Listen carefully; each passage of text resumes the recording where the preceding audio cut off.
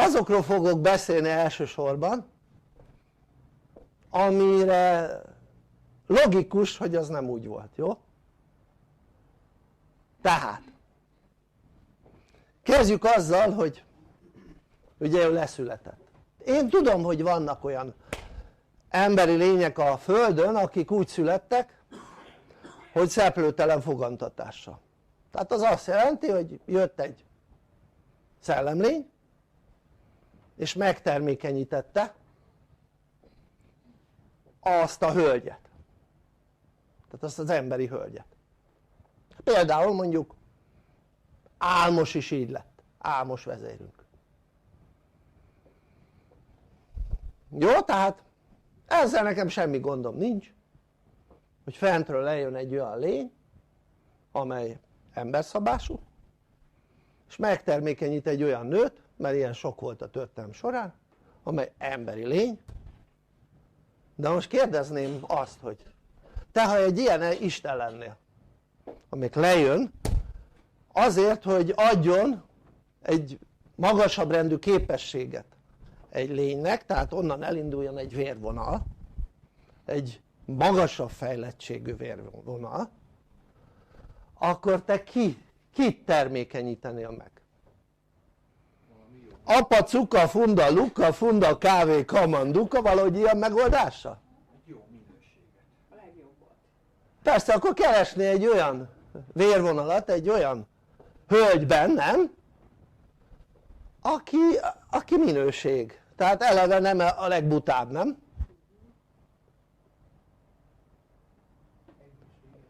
Így van. Na most ugye régen az uralkodó osztály az egy kicsit más volt, mint most, mert nem vagyon alapon volt az uralkodó osztály, hanem képességek alapján. Tehát ugye könnyebb a helyzet, hogyha képességek alapján vezetnek az emberek, mint hogyha vagyon alapján, mert hogyha vagyon alapján vezetnek, akkor attól még lehet hülye az az illető, ha képességek alapján vezetnek, akkor meg hát nem lehet hülye, mert akkor nem ő lenne a vezető. Hát persze, mert akkor bizonyítani kell. Na most abban az időszakban, amikor Jézus született, akkor ez még így működött. Legalábbis azon a területen, ahol ő született, abban a birodalomban, abban az országban, még ez így volt. De ez igazából, akkor az ne úgy képzeljétek az országokat, mint most, hogy voltak országhatárok, jó? Akkor területi határok voltak, és a területről azt mondták, hogy ettől eddig ezt a területet úgy hívják, hogy, és azért mert. És akkor mit tudom, egy birodalom, az nem arról szólt, hogy akkor voltak országhatárok, meg kerítések, mint most, hanem ez úgy volt, hogy gyakorlatilag ameddig ők használták azt a területet, addig volt az ő területük. Ja, és akkor nyilván, ha ez valakinek nem tetszett, akkor vitába szálltak, aztán harcoltak a területért. No szóval ő beszületett egy olyan birodalomba, egy olyan területre, ahol az édesanyja az egy hercegnő volt. Hát ezt tanultad? Tehát egy olyan hercegnő, aki nem apától, tehát emberi apától szülte a gyerekét, hanem megtermékenyítették, mesterségesen megtermékenyítették, de nem azzal a módszerrel, ami a mostani mesterséges megtermékenyítés, hanem most, hogy úgy jött le, hogy ezt megoldották, vagy elvitték egy éjszaka, és megtermékenyítették, és visszahozták, és utána ő nem emlékezett erre a dologra, az már egy más történet. Jó, tehát lényeg az, hogy ő megtermékenyült, jó, és hogy hívták Jézus anyját? Máriának. Mária hercegnő megtermékenyült, és 9 hónap múlva, amikor megszülte a gyerekét, akkor a királyok jöttek a hercegnőhöz, a herceg születéséhez. királyok mentek volna egy paraszthoz? Ugye ezt nem gondoljátok komolyan. Tehát na most onnantól kezdve, mivel tudták hogy hercegnő gyereke és tudták hogy szeplőtelen fogantatással született, ezért jöttek hozzá a születéséhez a királyok. Hát királyokhoz mennek, minimum hercegekhez. Oké? Most ez az egyik dolog. Utána mivel tudták hogy egy hercegnő gyereke és egy Isten az apja, onnantól kezdve azt is tudták hogy őt különleges bánásmódban kell részesíteni.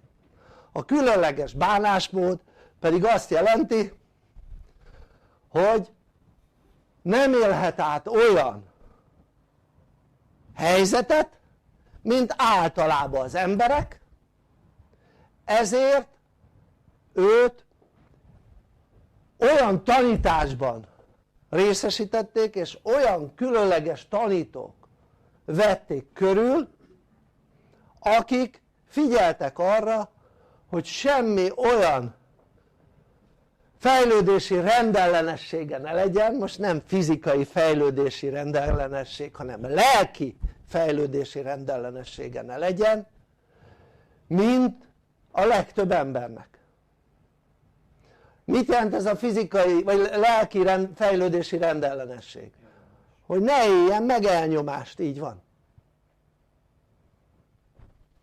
Így van.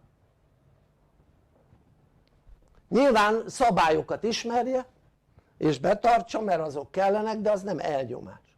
Tehát szabályok betartása az nem elnyomása az embernek.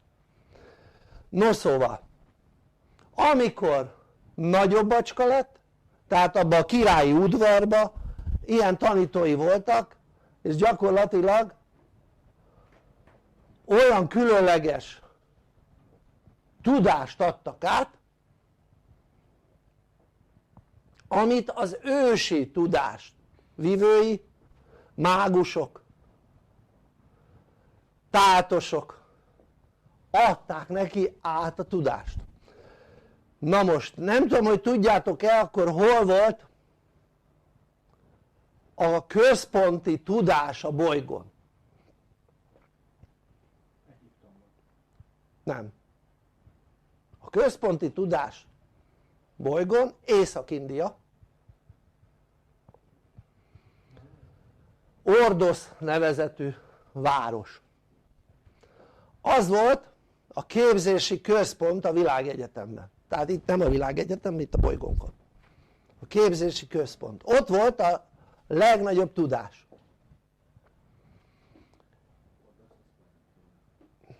Igen, igen. Ott Kína, India, Mongólia, pontosan egyébként meg lehet határozni. No szóval, ott volt a központ, ő oda ment, illetve hát vitték. Nem kellett batyúval mennie, mert egy uralkodó osztály egyik legfelsőbb tagja volt. Oda ment tanulni. Ott voltak a beavatásai. Jó? Tehát megtanították olyan képességekre, ami a legtöbb embernek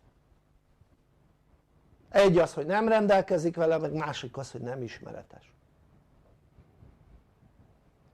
Tehát ezek a képességek, ezek mentális képességek elsősorban.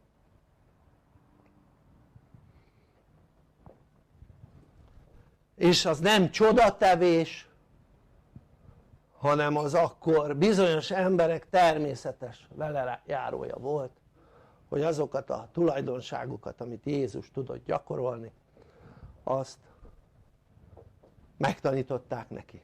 Tehát nem magától lett ez a képesség, hogy mit tudom én mondjuk a párnapos halottat még föl tudta támasztani, vagy nem magától volt olyan képessége, hogy mit tudom én megváltoztatott az anyag minőségét képes volt megváltoztatni, ez nem, meg mit tudom én, egy betegséget képes volt elmulasztani, ez nem olyan képesség volt, amivel így tudott, hanem ezt megtanulta. Világos ez? Tehát megtanították neki.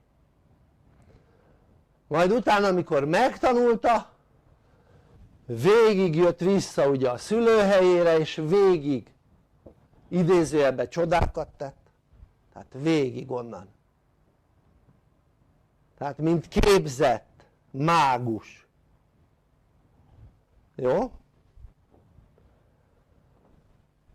És elfoglalta utána, nem erőszakosan, amikor eljött az ideje, elfoglalta a trónt, az ország trónját. Jó? Pártus birodalomnak a trónját. Csak hogy tisztázzuk. Tehát ő volt a király. Most a király egy helyen gyakorlatilag elég nagy hatalommal bír, nem?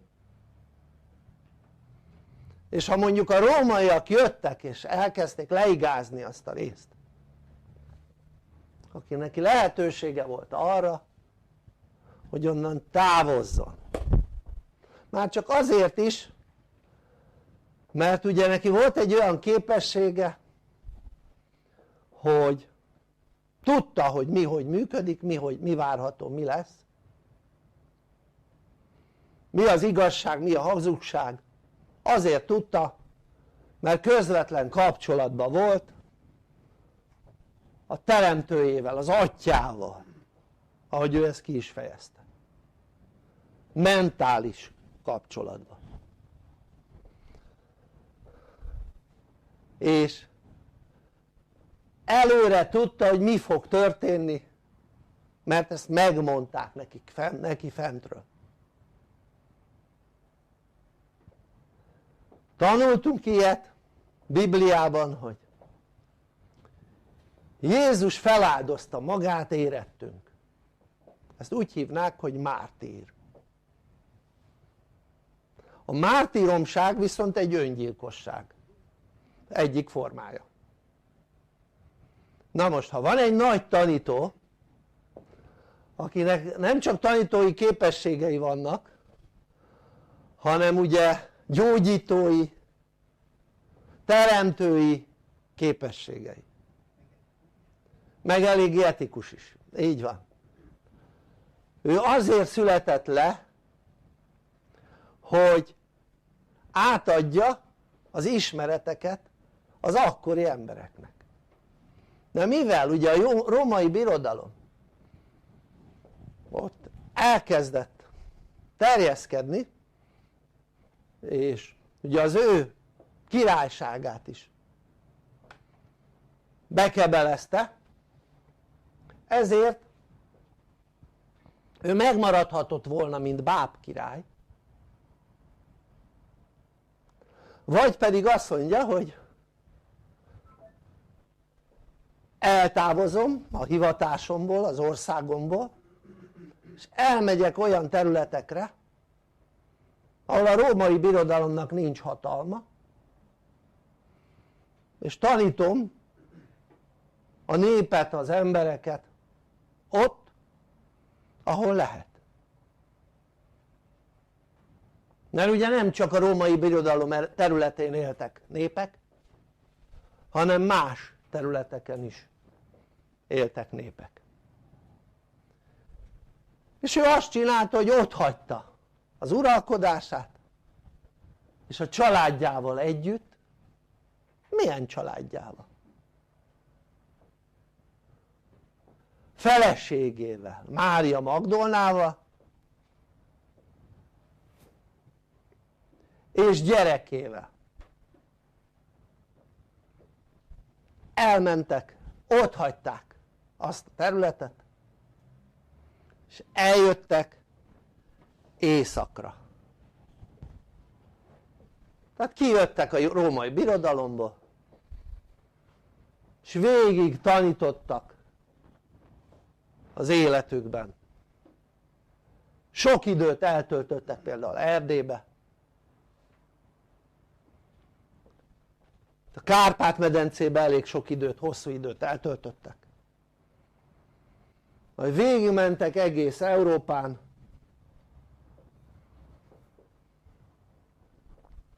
és Franciaországban érte őket az életük utolsó szakasza.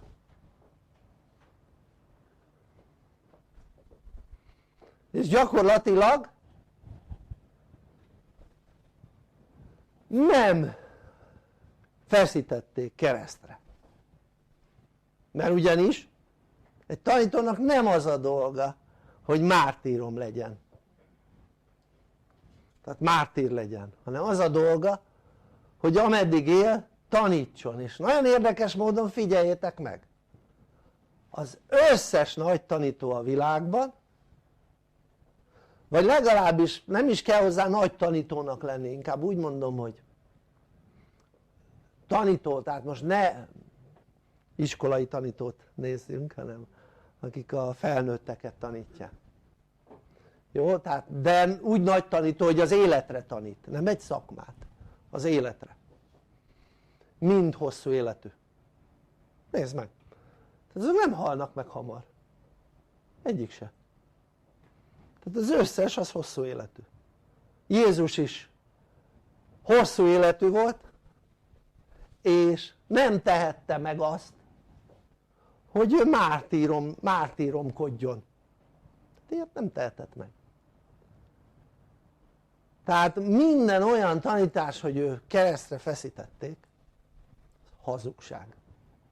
Minden olyan tanítás, hogy ő feltámadt, az hazugság.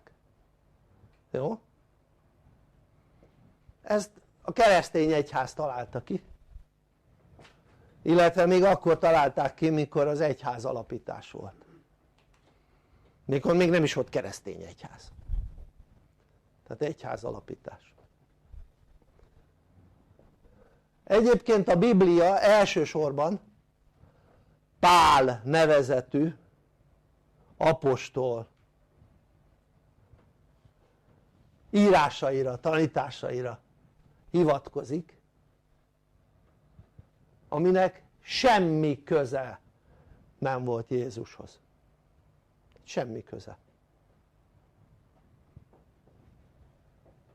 Tehát ő nem volt benne az apostolok között, soha nem is találkozott Jézussal.